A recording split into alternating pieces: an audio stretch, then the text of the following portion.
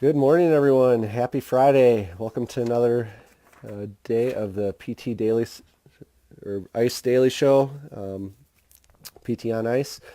My name is Jason London. I am faculty with Institute for Clinical Excellence and teach both rehabilitation of the injured runner as well as rehabilitation of the injured cyclist. And I am excited to be with you guys today talking more running related research and reviewing an article today that's looking at clinical predictors of dynamic lower extremity stiffness during running. So lower extremity stiffness in running, of course, is an important factor.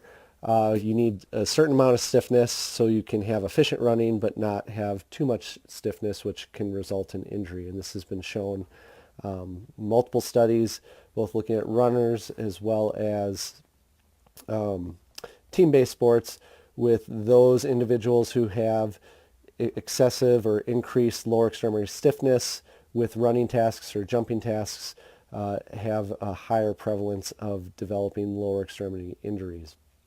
And what lower extremity stiffness is in running is basically the resistance or the the resistance to joint excursions following initial contact. So how stiff is that runner keeping their joints? Are they really limiting the amount of joint excursion that's happening at the ankle, happening at the knee, as well as happening at the hip?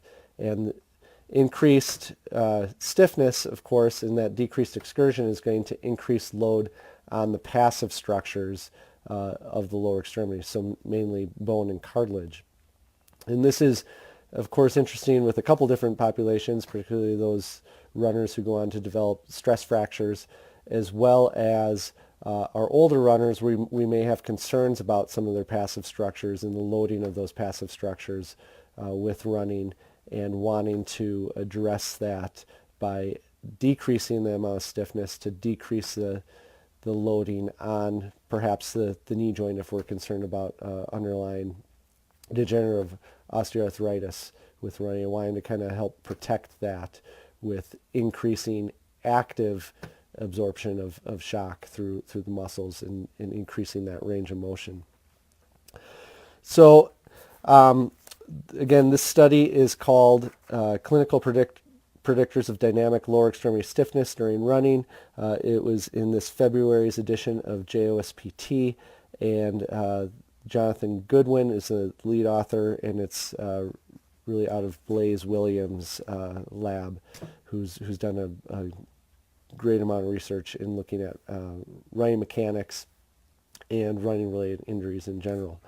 And so the purpose of this study was to identify clinically measured variables that influence lower extremity stiffness in running.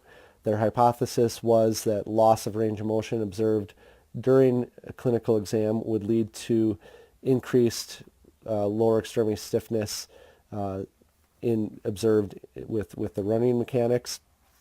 They were able to recruit 92 healthy runners, and importantly, the mean age of these runners was 50 years of age. So definitely an older test group than we normally would see in running-related research. And so this is great for us because we don't have a lot of studies that are looking at these older runners, and we typically will see a lot of older runners in clinic if we're working with runners in an outpatient clinical setting. They had almost an even distribution of men versus women, and again, these were healthy runners, and they were running at least a minimum of 16 kilometers per week, or roughly 10 miles per week. So definitely falling within the recreational running classification. They then gathered clinical exam data on range of motion, muscle length, and then static resting posture on a great variety of things, including they looked at resting Q angle, static arch height. They looked at leg length in terms of some anthropometrics, body mass index, and then they looked at a lot of range of motion and muscle length variables, including ankle dorsiflexion with the knee extended, ankle dorsiflexion with the knee flexed to 90 degrees, great toe extension, hip internal and external rotation. Let's see, there's a ton of stuff here. It's all in the appendix of the study. I'll put the study up here after we're done. Also looking at the amount of rear foot and forefoot varus or valgus, and hamstring length, like I said, great toe extension, the Ober test, as well as the Thomas test and Eli's tests, or basically all tests looking for the amount of muscle length for the IT band, hip flexors, and quads. And then also looked at first ray mobility, so the ability to move the first ray up to the equal plane of the other rays, and then classifying first ray mobility into either normal, hypermobility, or hypomobility. And then they had the subjects run. And so they looked at the running biomechanics. Kinematic data was collected using a motion capture camera system. And then kinetic data was captured using force plates. And so the subjects ran at their self-selected running pace. So running pace was not controlled. And then they also ran in their self-selected or their normal running shoes. They ran over a 20-meter track, so they're doing overground running. And then they got as many trials as needed to where they hit the force plate correctly with their normal running mechanics. And then the data was analyzed using lots of different models and statistical models. And the results were of the regression analysis is they found four main predictors of stiffness in running. And so those predictors of lower extremity stiffness, as you would expect, would be body mass index. So heavier runners have higher stiffness when looking at the kinetics of running. Also, they found, in terms of looking at range of motion things that we typically look at in a PT setting, is decreased hip intra-rotation range of motion led to increased dynamic stiffness during stance, as well as decreased ankle dorsiflexion with the knee bent at 90 degrees led to increased dynamic stiffness during running. And then lastly, hypomobility of the first ray led to increased stiffness being observed during running with these subjects. So the takeaway from this is that, again, I do think this was a well-done study. A couple of factors, they didn't really classify the runners in terms of a rear foot striker versus a forefoot striker versus a midfoot striker and how that affected stiffness. They did indicate that the majority of these runners were rear foot strikers. But again, I think this there's some really good clinical utility from this study in that, one, it was an older running population, and then they found, just with some basic measurements that we typically do in PT and modifiable things, that really can affect lower extremity stiffness during running. Mainly BMI, so talking to our runners about weight loss if they're overweight, hip internal rotation range of motion, so giving them a proper stretch or working on some hip joint mobs for increasing that hip internal rotation range of motion. And then ankle dorsiflexion at 90 degrees of knee flexion, of course, is really important. So we look at that all the time with looking at gait analysis in our runners. So looking at mid stance and the amount of ankle dorsiflexion that's occurring, and obviously the knee is in a position of flexion there as well.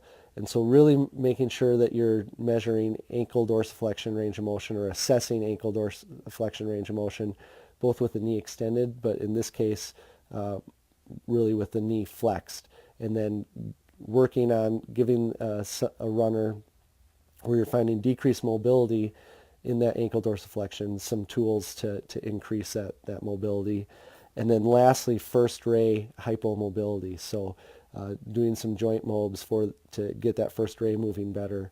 Again, these four things are going to be really important for trying to decrease lower extremity stiffness in our runners that we're seeing, which we're typically trying to do for those runners with a history of a stress fracture, or those runners where we're concerned about overloading of passive structures. So our older adult runners, where we're more concerned about the health of their joint than necessarily a muscle tendon problem. So other factors, again, that did not really lead into and influence lower extremity stiffness are things that we look at routinely: quad length, hamstring length, great toe extension. So these are some things that are a little bit surprising, where you think they probably might have you would think that would have an influence on lower extremity stiffness in runners, but did not.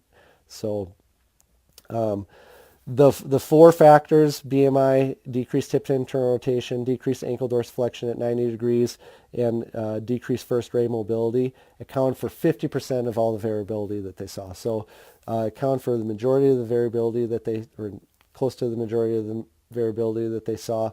But obviously there's other factors out there too, and it would be interesting with a future study to look at more dynamic factors, so looking at strength, particularly eccentric strength, and the ability of those runners to control having that increased range of motion to help decrease stiffness. So just some clinical insight here. A couple things to look at with those runners that you're worried about the amount of stiffness that they're demonstrating with their gait, and some things to really cue in to make sure that you're looking at and then addressing. But also looking at the bigger picture too, at overall strength is a huge influence on stiffness as well as running mechanics. So that's all I got for today. I hope everyone has a wonderful holiday weekend. Get out, enjoy the outdoors, get active, and head over to the ICE website if you're looking for getting some live continuing ed. We have a bunch of courses going on. I just got done in Chicago, had a great time there with the running course. I don't think I'm up on deck until this coming October for teaching the bike fitting course. So if you're interested in treating cyclists, triathletes, or just bike fitting in general, come join us in Minneapolis in October. It's a great course. We'll get a lot of time working on bikes as well as some time riding bikes. So thanks, everyone.